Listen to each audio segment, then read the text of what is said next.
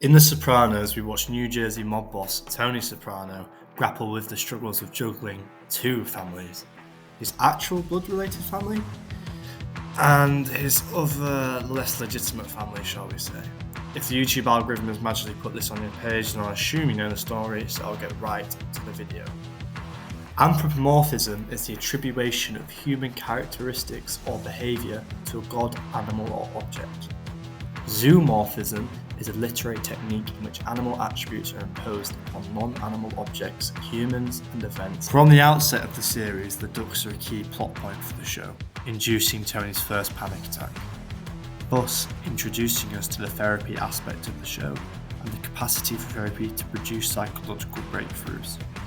I don't think it is necessarily essential to discuss the ducks in this video, as Melfi explains their significance to Tony and the audience pretty straightforwardly. However, it is critical for the discussion about the black bear that invades the family space in Season 5, so I'll give you a quick rundown.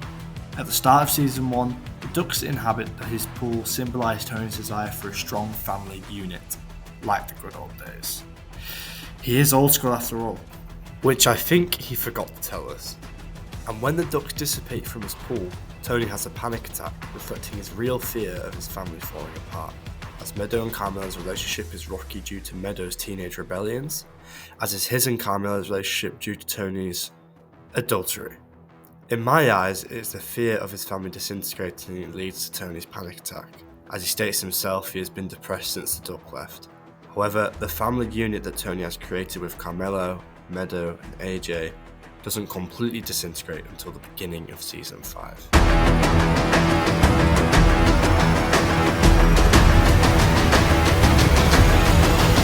This disintegration of their family is why I believe the ducks and the bear are intrinsically linked, as instead of a family of ducks populating the back garden, a threatening solo black bear invades the garden, therefore revealing how the family has fallen apart through the symbolism of the bear.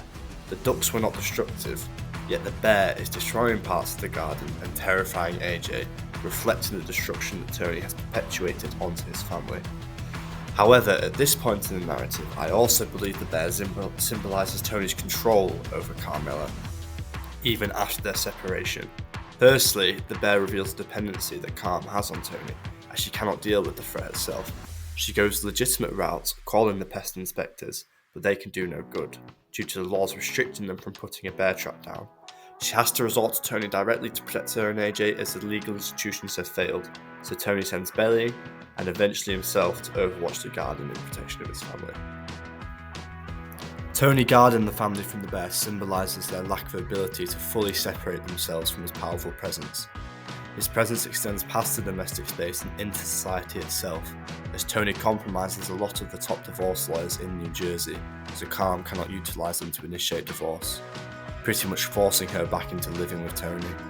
The bear wins, pervading Carmela's life to the extent where she is forced back into an emotionally abusive marriage she initially rejected in Season 4.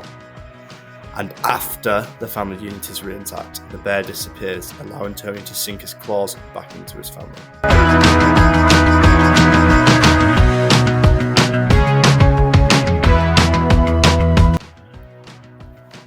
On a surface level, it would be easy to suggest that Pyomai structurally in the development of the narrative reintroduces the notion of Tony's care for animals. He seems to genuinely care for the horse, and many see this as admirable and relatable. However, I see this as emphasising the twisted morality of Tony Soprano, not generating a sliver of empathy for him. Now, the horse itself is a vessel to fuel Tony's gambling addiction, which is a morally questionable pastime in itself. Immediately establishing Pyomai's existence as problematic. This is only the tip of the iceberg, however, as the real evil of whatever happened there is that Tony kills Ralph because he killed Pye to cash in on insurance money. Now, Tony would have no issue killing a man for a certain amount of money, but he draws the line at a horse purely because he had already established an emotional connection with it. This contradiction isn't even the real evil. It is that Ralph beat the innocent Tracy to death at the Bing. Yet this doesn't induce Tony to kill him, only a little punch, which causes immense dysentery in the ranks. Tracy had attempted to establish a relationship with him, bringing Tony gifts, yet he wasn't interested.